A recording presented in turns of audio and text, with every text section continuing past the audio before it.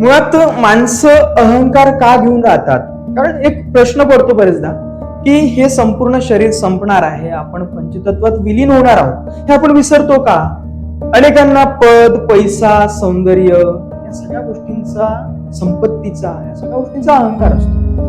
हा अहंकार का ठेवावा आपण विसरतोच की आपल्याला मरावं लागणार आहे. अरे आपण प्रत्येक जण एक दिवस पंचतत्वात मातीत विलीन होणार आहोत, हे आपल्याला समजत का नाही? हे समजत नाही म्हणूनच आपण कुठेतरी अहंकार करायला लागतो. अनेक लोक ज्ञानाचा अहंकार नाही म्हणता येईल, कारण ज्याच्याकडे ज्ञान असेल त्याच्याकडे अहंकार नसतो. म्हणजे माहितीचा अहंकार असतो बरोबर लोकांना त्याच्यामध्ये. तर हे असता कामा नये.